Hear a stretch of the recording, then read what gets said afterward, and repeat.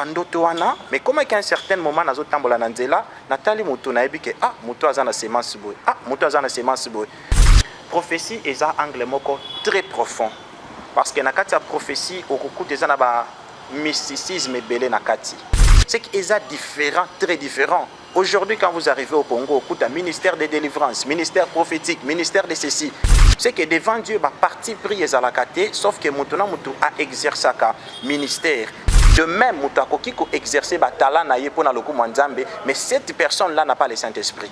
C'est que pour don et se manifester correctement, il faut l'accompagner nanini namoli momo santo. Et la Nzambe za munene, mais basali baza muke. Et ça na ba obami kotisi. Bango moko Nzamba yebi bango te. Ezana misusu oyo ba kotisi bango na sima basali ya Nzambe ou ba encadrer bango. Mais ezana misusu oyo ba botami na kati elanga na Nzambe. Premièrement, Bible zoloba ke relation ezalakate entre bato bazana bomoi na bato bakufa. Parce que si a koufi, pourquoi vous continuez à parler ma benae? Si a koufi, pourquoi vous continuez à chanter na moto si a koufi? Il y a des démons, il y a ceci, il y a cela. Non, non. Si Dieu t'avait parlé, Dieu t'a parlé des fois pour sembler dans la chambre, démon wana, esprit wana, et lungwa ekende. Il t'a parlé. Mais il y a déterminé que mutuana zana molimo mosantu. La plupart des personnes aux hommes dans l'église, ils ont batoyo bazana molimo yaba Christo. Ça na Christo yo asepela ayo kamate ya kouta na monoko mutu mais moko azaka na Bible te mais na iPhone. Application pour la Bible dans la iPhone. Je vous dis application où ça oh batata la mingi ba consulta ka mingi. Ils ont 4 applications. Ba ya liboso za Facebook. Ya mi bale okuta Snapchat, ba ça lango mingi. Ya mi satu okuti WhatsApp. Quatrième des choses okuti ba application ba zo bengango Exander pour faciliter bon ba transfert ka ba données nyo soto ba lingi. Et voilà, bonjour Bandeko Balandi à 2N Concept Télévision et bienvenue dans notre émission au Nazala toujours na esengo ya représenter les bino émission Tosolo la Bembe, une émission présentée par Ngai Wabino Nikletan à la surnaturel na Tosolo la Bembe na yambeli bino prophète balobi prophète Shadrach Minga ensemble avec lui to komeka ko solo la makambo etali dans spirituel na guérison nango biso batu o to yebi ba dans spirituel te tozo apenza kiti tozwana bik na kaye comme ça avec prophète Shadrach to noter makamnyo so oya kolobela biso concernant badon spirituel na guérison avant na banda émission nanga nazo ke na ko remercier ba onyo so bazala kawana on a soutenir biso là je vois mon boss balobi dien tsuka le courageux mon boss merci pour la confiance et fidélité aux op sana biso banana yo là derrière la caméra nazana noble de Francisco merci à Audrey Makiela merci aussi à boss mon roi solo là kitoko balobi boss Sid Bokanga mokili malé mais bon boss je te salue merci à mon conseiller balobi père mon bien o yazala toujours wana pona kolanda émission o boko pesa ba critique na positif et négatif. Non, mon ami, si Adrien Katumba Mité, je te remercie. Montréal, ceux qui ont partagé vraiment même le langage, Kenina Kobendi Langa, invité Nanga ya Mokolo Malelo, à qui j'ai dit bonjour, prophète Shadrach. Oui, bonjour, maman Niclette. Bonne santé. Santé, Zamala, mon angolo Nzambe. Prophète Shadrach, les lots de Zolobela, Mingi, Maïmatali, don spirituel, Naba guérison Nango. Prophète Shadrach Bandeko Balandi a DN Concept Télévision Balingi Bayeba. Prophète Shadrach Obanda Andeni Polelo Oyo Obengama prophète. Bon, merci beaucoup maman Niclette. Il y a des choses auxquelles Ezo allons accompagner. Na Katia Makamboana, toza d'abord na Lolenge Mutabota Maka par rapport à la lignée naie. Deuxième des choses, ils ont un parcours, une histoire où ils accompagnent Kamutu. De même, nous avons une histoire. Et dans le cadre ministériel, il y a aussi une histoire où ils ont cadré Makambetali Bonzambe. Donc ça fait plus de 23 ans depuis Nandimela Nzambe. Et je suis un serviteur confirmé, c'est quoi, depuis 2012. 2012, je suis confirmé au ministère Nangaï. Et voilà, nous avons évolué dans la communauté. Dans la Basel Nzambe, Oyo, le Lenge Nzambazo Tambusabiso, Nasi Abokambami, Yabatata, Yamolimo. Ça fait plus de 23 ans au prophète Shadrach comme prophète. Comme tel la prophète Shadrach azana trop jeune, mais ça fait plus de 23 ans. Prophète Shadrach, ngai elomona babone na biso tolingi toyeba e banda na ndeni. Plus de 23 ans, ozala na âge nini pour okoma prophète lelo. Bon, tout ce qu'il y a à savoir, maman Niclette, Yaliboso, j'avais dit qu'au Botama, Yamuto, c'est un mystère. Je me rappelle avant na Botama, il y a eu, donc avant na nous émis, ils émis nanga chez ma mère. Alors, écoutaki, 3 personnes qui commandent à maman ou ya Botingai, bah ici bango robota mwana wana koza musali ya Nzambe. Balekani. Tant maman nanga sana zemi, bah yé, batu mususu, 3 personnes ya bilongi mususu, bah yé kolobako bota mwana à cause de la prophète ou kopé c'est combo ya Shadrach. C'est que même ma mère ne savait pas. Elle s'étonnait que batu bazoya bazo pesake ba message. Donc voilà au moins ebandeli ya Aden ya Makambango. Donc c'est une des choses oyo et botami bongo, c'est-à-dire Nzamba permettre ko bota manango et c'est au fil du temps tant que conscience zoya, maël zoya, to bandi ko perfectionner, ko développer yango et ça nous a aidé to escalader un peu plus rapide par rapport à parcours oyo nga nazozala nango différent na batu mususu. Par rapport à parcours au prophète Shadrach azanango par rapport à parcours na yena badon na ye makambo oyo azosala. Prophète Shadrach comment oyaki koyebaki ozana don ya prophétie? Bon, la Bible nous parle d'abord qu'il y a diversité de dons parce que ce qui beaucoup permettre ngana tanga muke. La Bible dit dans le livre de 1 Corinthiens chapitre 12 le verset nango 4 na bandeli wana, il y a diversité de dons mais le même Seigneur ou le même esprit. Avec makambo etali koye basoki ozana don ya prophétie to ndenge nini, il y a une différence entre muto azozala na don na muto azana ministère. Mutu nyonso to akozala na don mais mutu nyonso ndete akozala na ministère. Ministère ezaka angle moko particulier. Mais don ezalaka ouvert, ezalokola salle bafongoli pona mutu nyonso akota. Pour dire que nayaka ko découvrir yango, premièrement koutana na oyo mama nanga yebisaka ngai sima ya mikolo ko bota matango marqué moi na comme na conscience. Deuxième des choses, na lingomba auto mikuti, à l'époque on a mikutaka à l'époque, il y avait des anciens, il y avait des diacres, il y avait un père spirituel, il y avait des encadreurs. Tous les qui n'ont pas formation moko mi balé mi satu, ou permettre à ce que ou ba ko distinguer malamu na mabe, ou ba pe ko jauger qu'est-ce que j'ai comme richesse et comment est-ce que na koki ko exploiter yango. Voyez-vous. Donc c'est par là déjà premièrement écoutaki na lotaka mingi. Ezala nazana katia bisi na nimbi na komona makambo, na taxi na moni makambo. À cette époque, ezaki na nuka bandoto. Et nasi ya bandoto wana, mais comme à un certain moment nazo tambola na nzela, natali mutu na yebi ke ah mutu azana semence boy. Ah mutu azana semence boy. Wana même église kuto yebite. Po wana eza ba phénomène personnel. Na mikuti na kati ya ndaku na komo mona makambo. Na ki otela ba membre famille nazo mona makambo. C'est partant de cela na komi comme mango pe ba sala nzambe na bi voilà je vois ça, voilà je vois ça, je vois ça. Au début nazai ko loba makambo, ezai ko créer nga pe ba problème. Ponako nazai ki na contrôle mon côté. Nakomona bwena lobby na ngamba mususu epandi pe famille eloki pe makambo mais si maya mikolo avec des encadrements de ceci ne ba eko orienter yango par rapport ya ndenge ba découvrir pe ba manifestation ou ya accompagnaka selon volonté ya Nzambe en cas ya prière en cas de ceci en cas de cela surtout dans le cadre spirituel ndeki ko sala que voilà ba confirmer yango. Et voilà, on est là qui pensa et bandeli ya prophète Shadrach, si je n'abisso ya lelo ezali badon spirituel na guérison. Kolyo kayo koloba na debi na yo ozalaki na don ozana don ya prophétie, tandis que ministère pe ezali tolingi to yeba différence o eza entre prophétie na ministère. Voilà. Merci beaucoup maman Niclette. Nalingi na kota na moi détail muke par rapport ya makambo o etali ministère. Vous savez, ministère est un domaine un peu particulier. Parce que Tomikuti, surtout dans la congrégation, dans l'église, Tomikuti na ba membre baza mingi. Mokomo na kati église, batunyo sont des baza na ministère té. Mais littéralement, makambo etali ministère est d'abord charge. Ministère est musala. Ministère est fardeau oyo Nzambe ye moko apesiyo et non euti na maboko ya bato. Et pourtant, dans la église, il y a des bâtonniers sont des fardeau. Voyez-vous, dans le cadre de Moïse, par exemple, Nzambe a pris Moïse na fardeau, na ministère, il y a libération. Voyez-vous?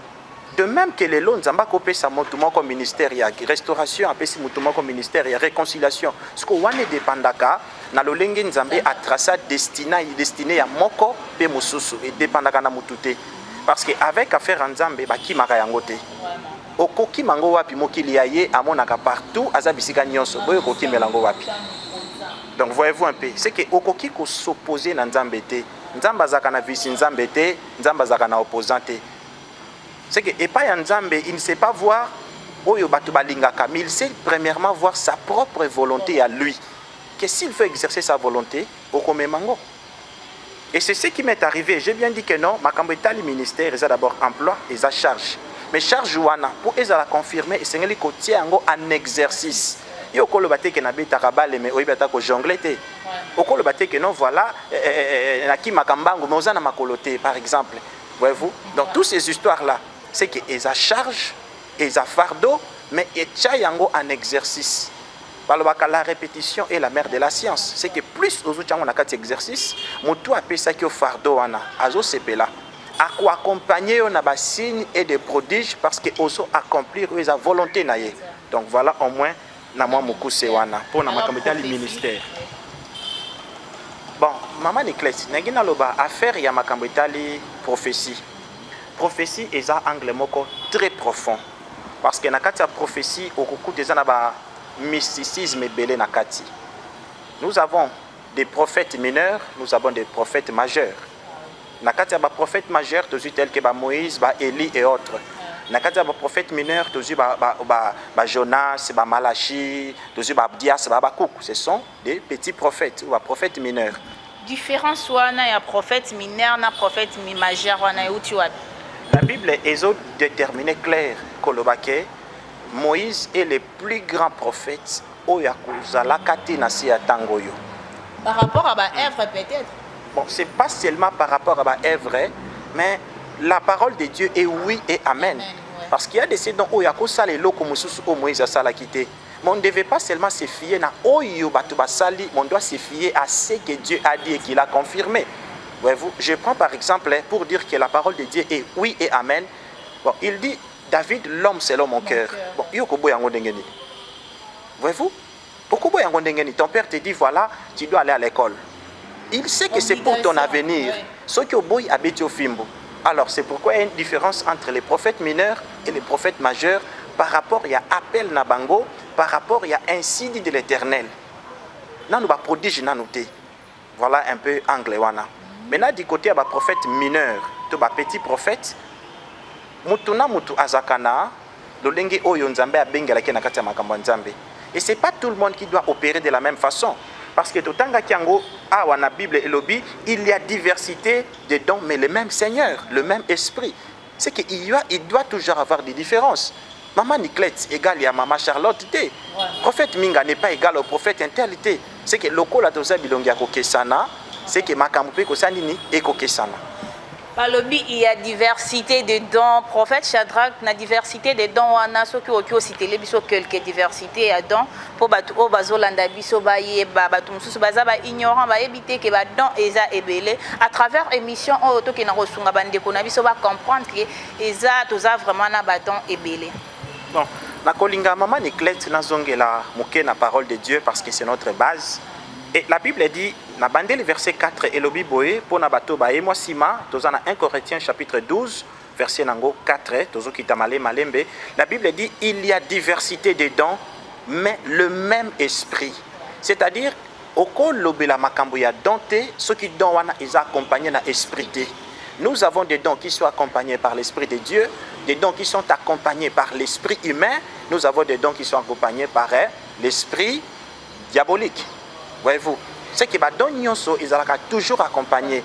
C'est comme je peux donner un petit exemple. Chaque chanson, ils ont accompagné dans l'esprit. Yango monaka ba culte na biso et variaka. Moment ya louange, moni esprit ya louange koti. Ça varie parce que chaque chose a toujours été accompagnée par un esprit X ou bien un esprit Y. Verset nango 5 elobi boye, diversité de ministères mais le même Seigneur. De même côté ba ministère. C'est qu'ils sont différents, très différents. Aujourd'hui, quand vous arrivez au Congo, il y a un ministère de délivrance, ministère prophétique, ministère de ceci. Donc, ils ont varié, mais attends ce qui variabilité dans les autres, mais ils sont accompagnés dans le moko, dans Nzambe moko.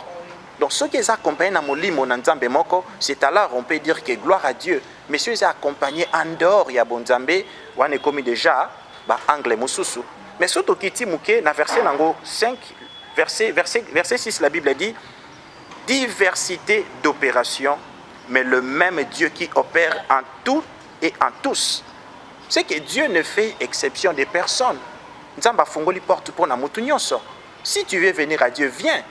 Si ce n'est que le vrai Dieu là qui anime les autres, à quoi animer yopé.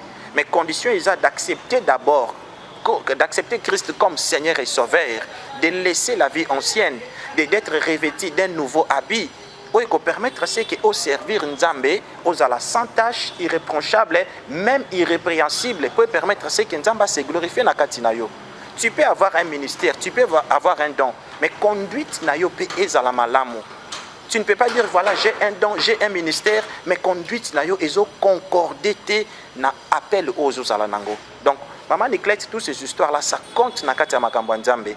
Au-delà de la spiritualité, l'homme doit se discipliner. Au-delà des dons, l'homme doit bien se conduire. Au-delà du ministère, il faut aussi contrôler la langue. Et savoir, je suis avec qui, je marche avec qui. Je suis sorti de quelle famille, qui c'est ces dons qui doivent m'accompagner et ces dons qui ne doivent pas m'accompagner. Il faut qu'on tenir compte, bien qu'il y a diversité de dons, mais c'est Dieu qui opère en tous et en toutes. Mais une chose, verset 7, la Bible dit, or à chacun la manifestation de l'esprit est donné pour l'utilité commune. Par là, je veux au moins entrer en profondeur, Maman Niclette. Koyeba que un serviteur de Dieu, où il y a un protocole, où il y a un serviteur de Dieu diacre. Basant la différence, par rapport à exercice, il y a fonction, basant dans la église. Mais basant différente et liboso Nzambe. Parce qu'un bébé qui a l'Esprit Saint et un vieux qui a l'Esprit Saint, basant dans surtout ndenge moko. C'est que devant Dieu, bah, parti pris et alakate, sauf que maintenant, mutu a exercé un ministère selon expérience, ancienneté, puis selon comment poste où il a occupé, mais nous sommes à la ponanini pour na loku manzambe. Et Bible est soko bakoloba que tozo sel lango pour na utilité commune. Yo kolobate que comme moi je prophétise dans l'équipe pasteur, comme pasteur a une église a encadré ba brebis, voilà et à l'équipe évangéliste non. Nous avons une utilité commune. Utilité commune, on a résumé à trois choses. Premièrement, c'est proclamer le salut ou la bonne nouvelle. Deuxième des choses, c'est d'abord gagner les âmes. Troisième des choses, c'est préparer les gens pour le jour de l'enlèvement. Donc tout cela doit être notre champ de bataille, notre cheval de bataille. C'est que tu vas bosser na yango na noté.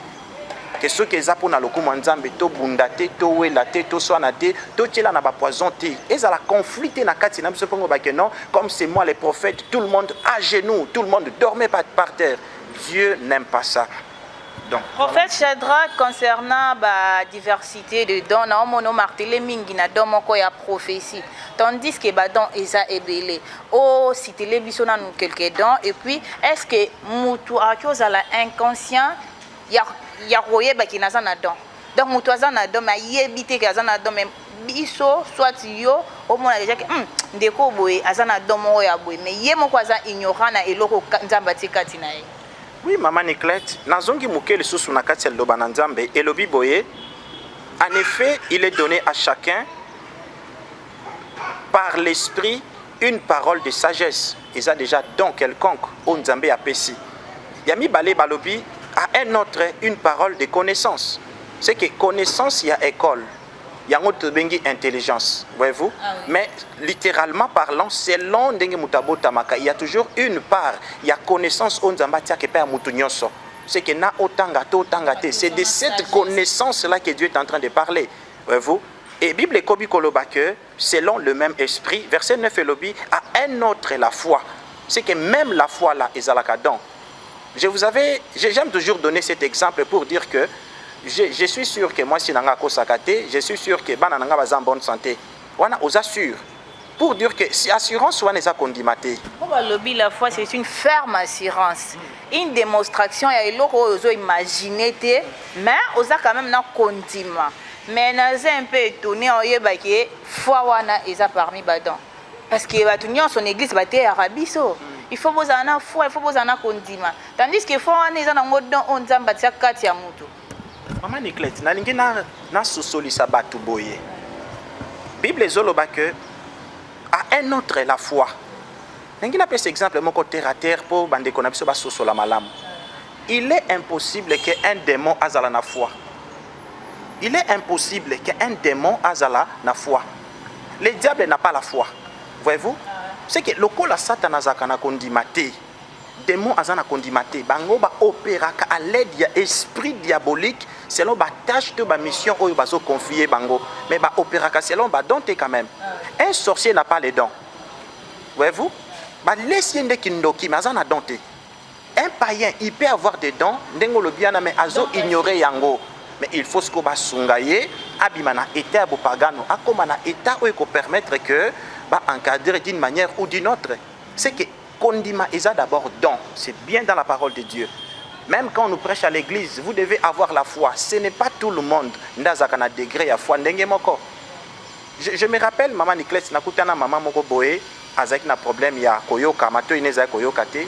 Aye na ebisi na bi la na ebisi mama na bi mama zwa ta ko bondela la c'était à Gemena na bi zwa ta ko bondela loba na nzamba bi kisayo azui alobio nzambe o bikisanga yo Maria o kito bikisanga. Et moi j'étais là, j'étais frustré, voyez-vous, et ça l'a déjà bien été. J'ai compris que c'est une personne où il y a ebikazo bika mais azo ignorer nani ndaza nzambe ya solo pe kondimane fweza la lié na nzambe nini. Déjà, même déjà na point d'interrogation. J'étais obligé d'appliquer kondimanangai pour y abika pour y azalaki nangote. C'est que mutunyo sont détés azakana kondima, mais mutako zalana kondima parce que don et peut s'amélier. Voilà au moins.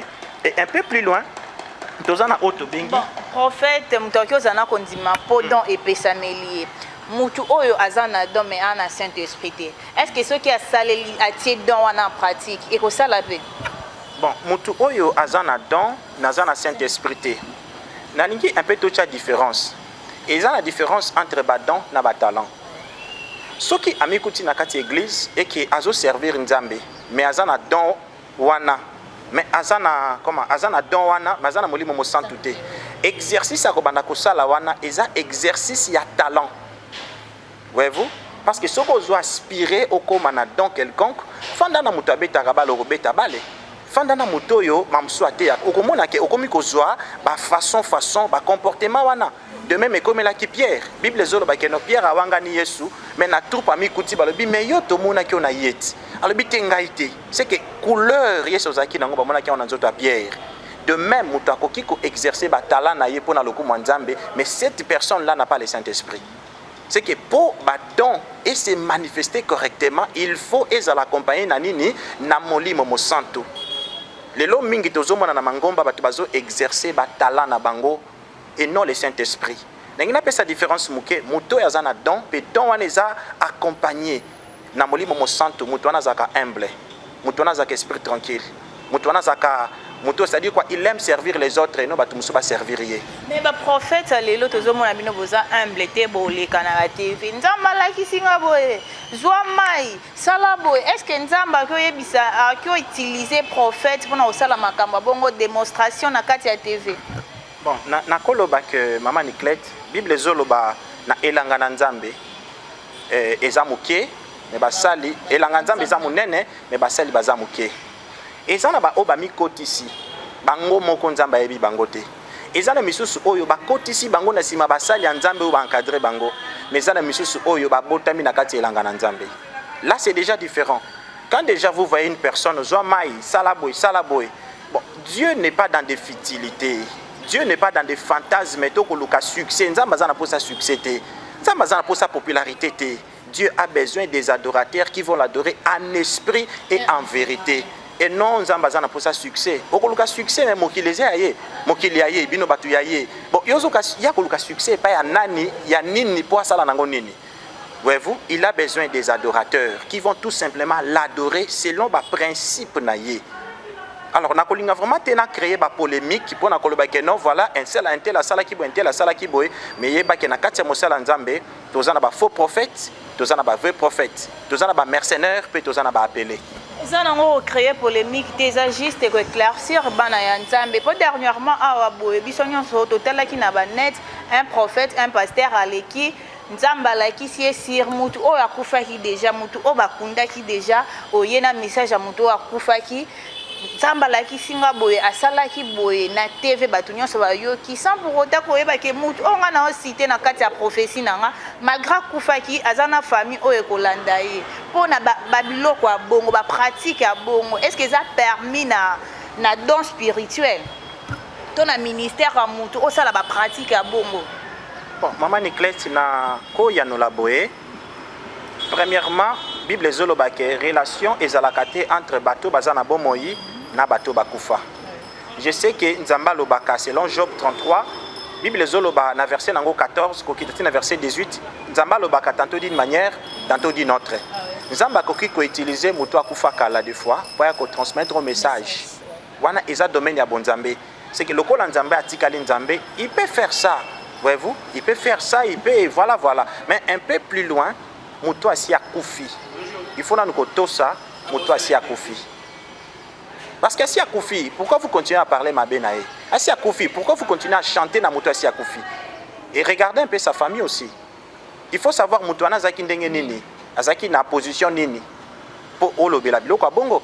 Parce que pour Nanga, na monyango vraiment, attention qui nzamba lobaki, na monyango vraiment maturité et responsabilité. Les kango kolobango à haute voix. Il fallait que la manière moussous avec plus de souplesse et de maturité au transmettre message mais sans pourtant qu'on cite bakombo ya batunakati. Surtout quand il s'agit à bateau basi bakoufi déjà. Non. Je ne sais pas réaction à ma famille na bango ezalaki ndenge nini. Je ne sais pas par rapport à renommé au bango bazalaki nango na mboka. Et c'est ndenge nini, c'est qu'il faut pas vouloir agiter de l'eau. Ba moussous ou agiter de l'eau mais pour tout mon appel réaction mon côté. Voyez-vous. Il y a des démons, il y a ceci, il y a cela. Non. Si Dieu t'avait parlé, Dieu t'a parlé des fois pour sembler dans la chambre, démon wana, esprit wana, et lungwa ekende. Il t'a parlé. Fais ça dans la chambre. Limite-toi dans la chambre. Pour Nzamba zo lokumu. Nzamba copie son message. Message on est copie de fimboa. Et qu'on continue en prison. Eza permis na prophète nzamba la kisi message mon prophète yé mon tali à discerner message au boy ceux qui na pesiango mutu les concernant bien la concerner et senga et créer division mon boy prophète au bombi pe message joana au pesiango mutu anate. Bon nako lo baboye et comme aka mingi balobaka toute vérité n'est pas bonne à dire. Les prophéties n'y sont des prophéties à koloba maman Niclette. Dengi na pese exemple na bi que non voilà bon, exemple très simple, Toyambaka Batou. Et ça, on a été fois dernier, cette personne a un sida. Voyez-vous, mon bali naïe a évité que moi c'est un sida. Bon, imaginez un peu le bongo, au ébissi mon bali, que moi je suis un sida, parce que Dieu m'a parlé. Tu cherches quoi? La division. Voyez-vous, c'est que ça n'a pas prophétie moussoussou. Il faut chercher des manières matures comme au le bayango. S'il faut dissimuler certaines choses, mais dissimuler yango mais compléter yango na ma sagesse mususu ou que faciliter que moi comprendre le message mais message wana est kabolaté et divisé et bon mabatute pour yo pesa ki message. Donc voilà au moins na angle wana. Impact nini oyo prophétie ezana ngo na vie ya chrétien. Bon, dans un livre ya Bible zoloba na Matthieu 23-24, il est vraiment clair que un serviteur de Dieu et sengeli amona et kozala aveugle té. Et mon Christ nyonso to moi nanzambe nyonso et sengela sala nini amonaka, c'est absolu. Et là qu'on y est différencier entre muto assemble la kana muto assemble la raté. Le Saint-Esprit doit te parler, le Saint-Esprit doit te communiquer de messages. Bando ki bazolo kamikolo nyonso. Pourquoi est-ce que ba Christ wana balobaka bazana molimo santu mais ba mona raté? Kolo ta problème, vision problème, révélation problème. Bon au juste molimo mo santu ndazana yo ou bien ezande bon ozande na et mon limo ya Christ et non mon limo mo santo. Voyez-vous un peu. Expliquez bisona non? Mon limo ya Christ et non mon limo mo santo. Au moins dis-moi na pasteur. Azana mon limo ya tata na ya za pasteur. Comportement ya bana ya basali ya nzambe. Comportement ya ndenge lingomba elingelaka. Mais il y a déterminé que mutuana azana mon limo mo santo. La plupart des personnes aux hommes en l'église, ils ont bateau bazana molimo ya ba Christo. Bazo vivre comme ba chrétien, mais bazabe. Molimo mo santu te, c'est que j'allais dire. C'est que molimo mo santu epesa maka na muto yo andimeli Yesu lokola nkolo pe mobikisi. Pe muto wana amitosa atambola malamu. Yo le biozana molimo mo santu. Quel est cet esprit là? O yo zanango, bon bien que oza chrétien, o lataka décemment, o se comportaka bien, mais to landela bien. Yo zo diviser ba famille, ozana ba conflit, oza munoko kanga kangote, yo moko finga ka facilement. C'est que yo moko zana ba vie moko ya malamu te. Et pourtant Bible zolo ba n'attristez pas le Saint-Esprit de Dieu. Molimo azo animé yo eza molimo nini? Voyez-vous, so tangi na Job Bible zolo ba que non bozo zala animé na molimo nini. Maintenant, les gens qui nous suivent, qui se posent des questions, Tomuto et Zolandabiso a se poser des questions. Je suis animé par quel esprit par rapport à Misala Ongana Salaka? Mais Misala Ongana Nkoukou et Zakabasel Nzambe. Comment marcher selon les Saint-Esprit? Voilà. Comment marcher selon les Saint-Esprit? Comment marcher selon les Saint-Esprit?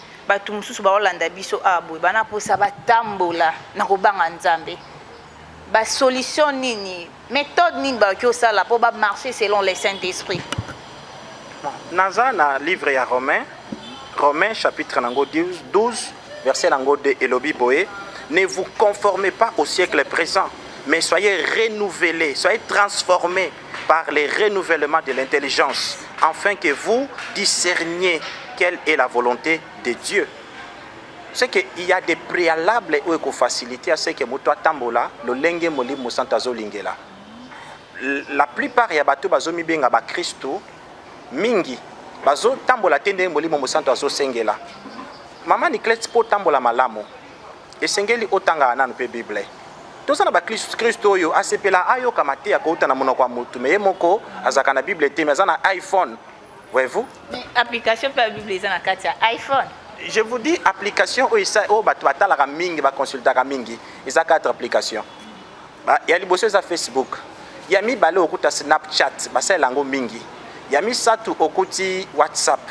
4 des choses, Okuti application, Exander. Pour faciliter, transfert à données, il y a des gens qui ont un téléphone, une application à Bible. Mais ça, les 3 mois, il faut l'angoter. Avant-hier, j'ai croisé une soeur, elle a dit que la Bible est mais Facebook a ça comme commentaire micolonios. Donc en bref, pour autant de la malam na molimo mo santu, il y a des préalables. Autant na molimo mo santu, eza télécommande te, voyez-vous? Eza magité. Ça ra lokola ndengo liaka o melaka o sukolaka. De même marche na molimo mo santu ezalaka parce que vie eza mulai. Vie eza na mabaku, eza na banzube, eza na bambonge, eza na mipepe, eza na mai. Eza na molili eza pe na lumière. Maintenant c'est à l'aide ya conduite na yo nano. Qu'on se conformer te na siècle présent de te uti kotangango awa. Oyebi ke non, oza na connaissance ya mabe na malamu, c'est que tambola lo lenge molimo santo azo lingela par rapport à connaissance ozo zala nango pour se pelisa mutema nzambe. Balobi to tambola ndenge molimo mo santo ezo lingela pona ko se pelisa motema ya nzambe. En tout cas, pour marcher selon le Saint-Esprit, et zana babiloko oyo esenga kanzamba teli biso wana même deux chemins. Abina teli binon zela ya bien ya malamu yo moko mutu pona oyo esengeli oyo monike eza bien pona yo parce que toza ba matière to yebi ko sala quand même ba choix to pona nzela oyo esengeli pasteur ezana mutu mususu o azolanda yo lelo prophète je m'excuse o azolanda yo lelo azana ba don ana don ana eza étouffé à travers émission o boye azana posa restaurer ba don nae solution nini okopesa na mutu abongo. Bon eloko ya liboso nakopesa comme solution na mutu wana esengeli to yeba mutu wana zana état nini. Est-ce que Azouz à la païen, toi à chrétien? De l'eau quoi liboso. Yami balé, ce qui moutouana, Azana pour ça a développé yango, et Sengeli Azala na une église d'attache. Église d'attache wana, amikuta ba encadrer yamalamu. C'est à travers église wana, ba encadrer ba observer, ba ko accompagner. Yemoko pa ko découvrir biloko mosusu à l'aide à ba prière ba bandako sala.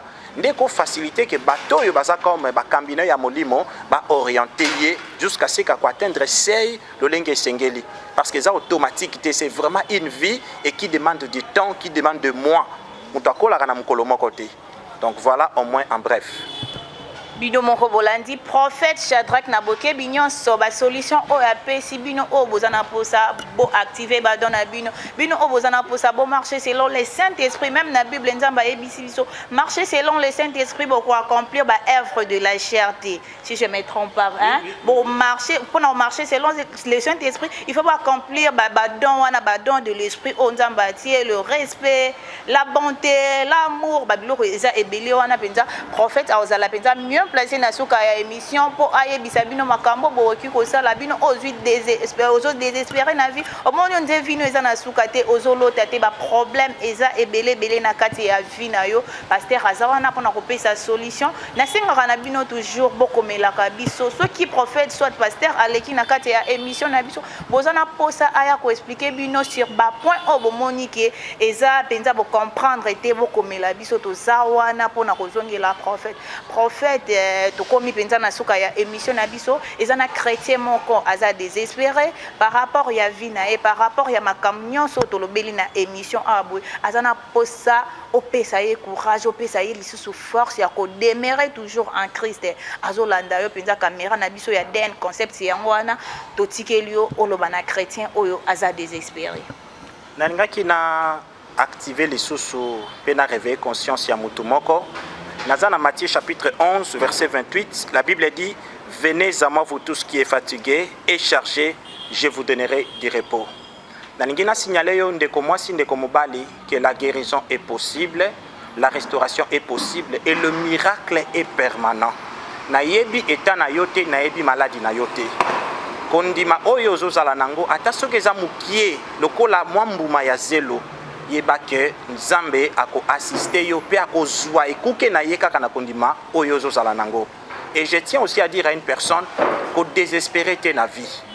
Oh libala, oh fiançailles, oh je ne sais pas kobota, oh manque de fertilité, il fallait na voyager. J'ai dit c'est un petit problème, c'est vraiment un petit problème. Nous avons un Dieu qui agit et qui opère dans l'impossibilité de l'homme. C'est que si ka oyo mutu akokomate akosimbate, il est capable. Latisa kondima na yo bilamba. Cherche les hommes de Dieu qui va t'accompagner. Prends le temps de prier et augmente la dimension de ta foi. Nzamba kosala nini ako visiter yo na tout type de problème. Kokota kana ba discours te maman Niclette. Ba discours ba tumusu bazalaka bolinga kolobela voyage. Dieu c'est un Dieu de voyage. Nazo encourager mutu azana pour sa voyage. Dieu c'est un Dieu de voyage. Voilà au moins en bref. Et batu nyonso tu bazolanda. To bato bakolanda na sima, nazo senga na bino ke bo hésiter te ya ko commenter, bo hésiter te ya ko benga. Ko hésiter te. Numéro na biso eza 097 56 56 034. Wana eza numéro privé. Mutu nyonso tu akobenga kokota. Oko retrouver nga même na ba page na ngai na même kombo oyo maman Niclette apesi biso okota prophète Shadrach Minga Ministry okuti yango wana okozwa ba détail nyonso tu toko assister spirituellement, moralement, voire même intellectuellement. Ozala musika to ozala na pene. Dieu est partout, la main de l'Éternel est partout. Toko bondela 1 minute pour na yope obiki. Yango wana ezala comme message nanga na transmettre na bandeko nyonso tu oyo bazolanda biso to bakolanda biso. Et voilà, ezalaki prophète Shadrach Mingi oyo toyambaki na émission na biso to solo la pembe. En tout cas numéro ya prophète Shadrach eza juste wana na ba ya vos écrans, ba téléphone, ba ordinateur eza wana. Bobenga prophète Shadrach ekosa la biso tellement bien. Bobenga prophète Shadrach et ça la biso tellement bien beaucoup mais la biso à chaque fois na singa na bino bosala ba critique positif et négatif toza penza na posa nango na kati ya d'un concept télévision et nazala ki penza na esengo ya représenter les bino émission oyo ya mokolo malelo na komi penza na suka ya émission oyo bona remercier maman nanga ba lobi mama Keti Chibulenu maman chérie je te remercie. Merci à ma grande sœur chérie Espérance Musanga nice pourquoi pas celui qu'on appelle Papouche Balobi Anderson Bosemi. Merci, merci Nabino Nyonso Bolandanga, équipe technique, il y a DN Concept Télévision, Nazo Pesabino, merci. Bon, on a ici ma caméra, Nazala qui na noble Francisco, joyeux anniversaire, Balobi, Abotami Lolo, cancer chérie Christella étoile la suprême na souhaité au kaka ba joyeux anniversaire ba lobi fêter ngo bien salango kitoko to kutana. Et voilà, avant tout ce qui sa émission Nabiso prophète a clôturé émission par la prière malgré tout banda na prière mais toujours clôturé quand même par la prière prophète prière pour na ba abonné Nabiso ya Den Concept Télévision. Bon, yambona yeba kosambela na pesi non tata nanga molimo mbote ye oazali na kombo ya Bishop Eric Lombe Benedi Lobuna ici kazali nzamba batela e papese bomo emulai na kosenga na mutu nyonso to azolanda biso acha tout simplement loboko na motema na eto sambela nzambe kolo Yesu Masia nazo sambela pona ndeko mwasi pona ndeko mobali yo oyebi posa motema na ye oyebi pasi azozala nango oyebi ni nyazo luka na vie permettre à ce que ole kananzela na ye poko kisa yango permettre à ce que ba problème nyonso tout o eza impossible pa ya batu kota wana pepe sa solution sunga bandeko nyonso tout oyo ba accompagner biso pambola bango pe fulu kisa misala na bango miango nyonso tout ya satana quelle que soit dimension to profondeur nango ezanga makoki et si kozolanda biso loba amen 3 fois pe au recevoir miracle na yo au nom de Jésus amen Amen.